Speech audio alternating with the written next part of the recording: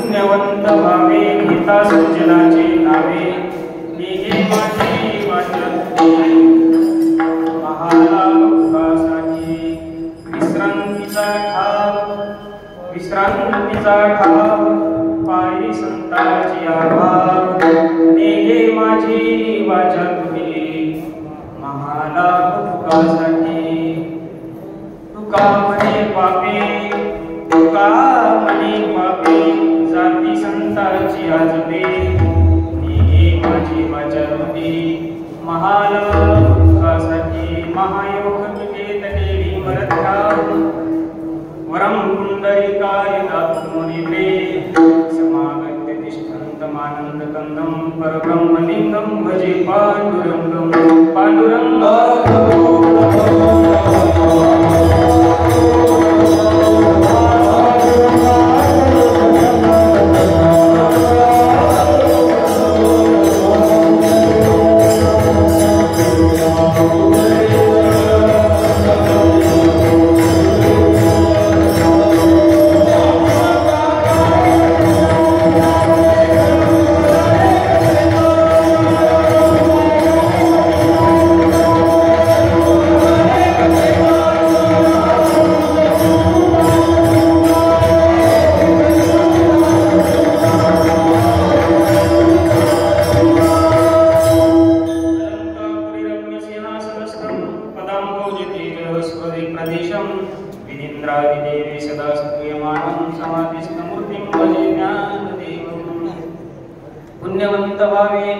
पुण्यवंत व्हावे गीता सज्जनाची नावे नेहे माझी वाचा तुझी महालाभुकासाठी प्रस्तुत प्राप्तस्थळी प्राप्त प्रसंगी कीर्तनरूपी सेवेकरिता जागरणाच्या कीर्तनरूपी सेवेकरिता निवडून दिलेला अभंग विश्वमान्य विश्ववंदनीय साधू जगद्गुरू उभार आहे यांचा 4 चरणाचा असून या सर्व प्राणी मात्रांना असणारी पुण्याची गरज आहे आणि हे पुण्य असणारं कुठून आपल्याला प्राप्त होतं किंवा कुठून असणारं मिळतं ते असणारा सांगणारा अभंग आहे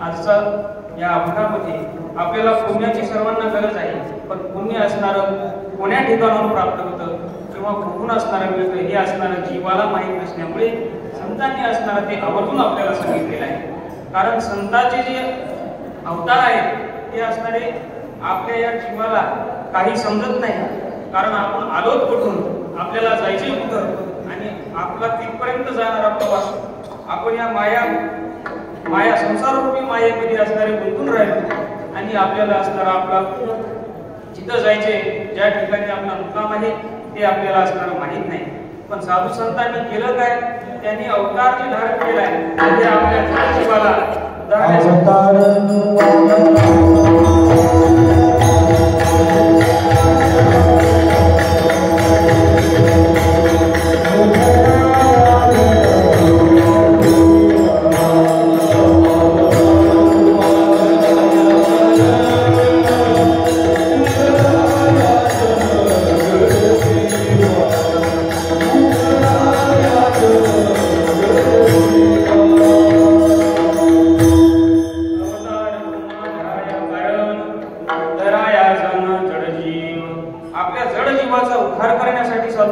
अवतार आहे नवे तर एकेकाळी असणार आपल्या महान वैष्णव संप्रदायाचा पाया मानलेले जे आहे ते ज्ञानोबा आहे आपल्या वैष्णव संप्रदायाचा पाया मानले जातात ज्ञानेदेवी रचिला पाया आणि उभारी रे देवालया असं असणार आणि त्याच्यानंतर असणारे जे ज्ञानोबारायांनी समाधी घेतली त्याच्यानंतर सोपान काकांनी समाधी घेतली त्याच्यानंतर आदिशक्ती मुक्ताबाईंनी सुद्धा समाधी घेतली पण त्या सर्व समाधीची अभंगज्ञान नामदेवरायांनी दिलेली आहे.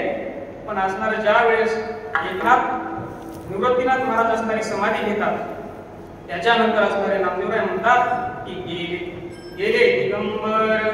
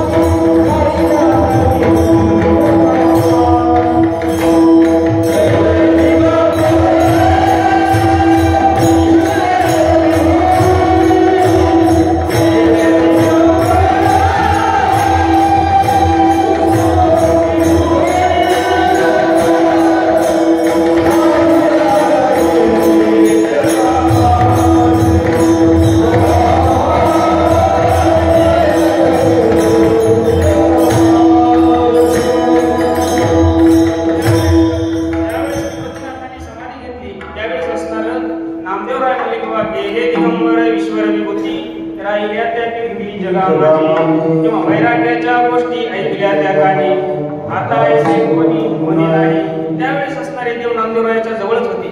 त्यांनी असणारा त्यांच्या पाठीवर हात टाकला. हो नामदेवराय, तुम्ही असणार माणूस दुःखाच्या आणि क्रोधाच्या भरामध्ये काय बोलत सांगता येत नाही.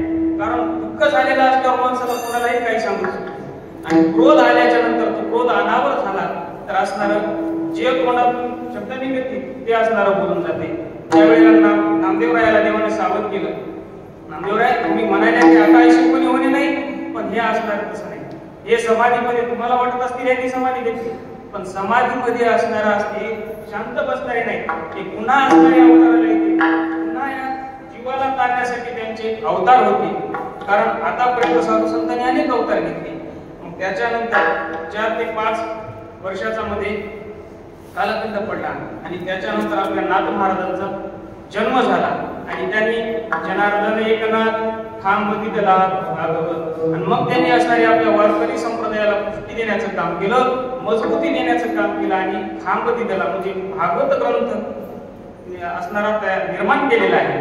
आणि त्याच्यानंतर असणारे तुकोबाराय जे की नामदेवरायाचेच अवतार होते. कारण नामदेवरायाचे 4 अवतार अगोदर झाले होते आणि त्यांच्यानंतर त्यांनी प्रतिज्ञा केली होती की शतकोटी तुझे करीना म्हणून, आणि ते असणारे काहीतरी 4000 म्हणा किंवा 4 कोटी असणारे शिल्लक राहिले होते आणि ते पूर्ण करण्यासाठी तुकोबारायाचा अवतार आहे त्यांचा.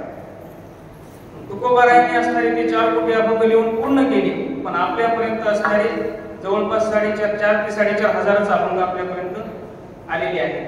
मग हेच असणारे साधू संत पुन्हा पुन्हा अवताराला येतात. पुन्हा पुन्हा असणारे जन्म घेणं त्यांना म्हणता येणार नाही, कारण ते असणारे अवतार धारण करत असतात. जन्म हे पुन्हा आम्हाला घ्यावा लागतो. देव आणि साधू संत हे अवतीर्ण होत असतात. मग तेच तुकोबाराय आता आपल्या ह्या कलियुगामध्ये पुन्हा मोतीराम महाराजांच्या संसारी आसक्त माया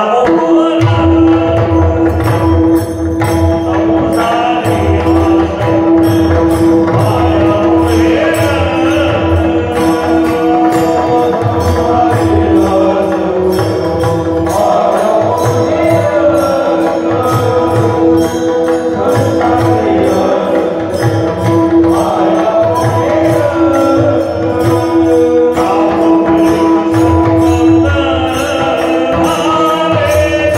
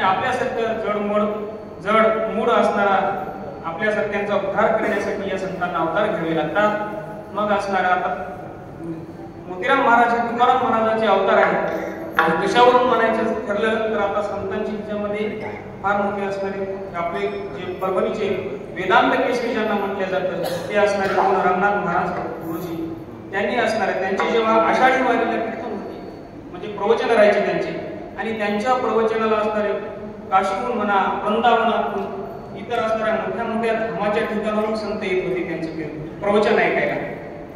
कारण वेदांताची जी काही टीका असेल आणि जर ती कोणाला समजत नसेल तर ते असणारे तिथून आपले रंगनाथजी परभणीकडे यांच्याकडे यायचे आणि मग असणारे त्यांचं आषाढी कार्तिकीला प्रवचन असायचे पंढरपूरच्या ठिकाणी आणि त्या ठिकाणी असणारे मोतीराम महाराज सुद्धा त्या प्रवचन ऐकण्यासाठी जायचे। मग आता ही विद्वान मंडळी त्या प्रवचनाला हजेरी लावून बसलेली होती आणि मोतीराम महाराज असणारे त्या गर्दीतून जात होते। कारण रंगनाथ महाराज यांच्या प्रवचनाला एवढी गर्दी राहायची की आपण बसायला सुद्धा जागा राहायची आणि तिथून असणारे मोतीराम महाराज जाऊ लागले पण असणारे त्यांना कोणीच जाऊ देत नव्हतं कारण साधा वेश आणि त्यात म्हातारे झालेले होते आणि ते सर्वजण म्हणू लागले बाबा हे मोतीराम महाराज हे म्हातारा असणारा समोर कुठे चला आणि तेवढ्यामध्ये गुरुजीची असणारी महाराजावर नजर पडली। दृष्टी पडल्याबरोबर त्यांनी सांगितलं गुरुजी म्हणाले अरे बाजूला वाकून लागले साक्षात तुकोबाराय यायलेत आपल्याकडे त्यांना असणारे येऊ द्या। कारण ते जे बसलेले होते ते असणारे भक्त नव्हतेच ते फक्त वेदाचा अध्ययन करणारे होते आणि वेदाच्या अध्ययनामध्ये भक्तामध्ये फरक आहे। भक्ताचा महिमा कोण जाणू शकतात ते फक्त भक्त जाणू शकतात। भक्ताचा महिमा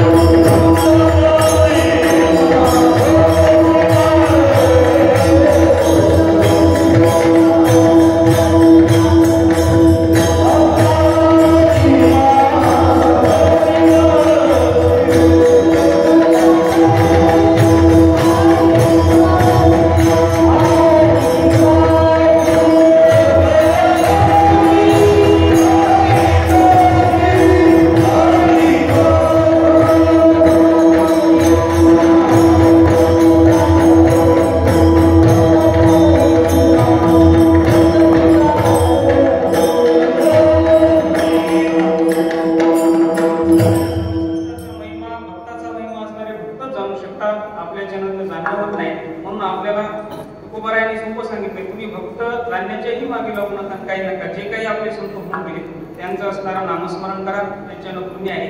पुण्यवंत व्हावे येता सज्जनाची व्हावे आणि हा जो लाभ आहे तो असणारा फुकट आहे। तुम्हाला काय पैसे खर्चून सुद्धा घ्यायचा नाही फक्त मुखानं असणारं देवाचं भक्तांचं नामचिंतन करायचंय। एवढं करून झालेली सेवा असणारी महाराजांच्या चरणी अर्पण करतो। कारण याच्या अगोदर आता इथं उभं टाकणं म्हणजेच आपला असणारा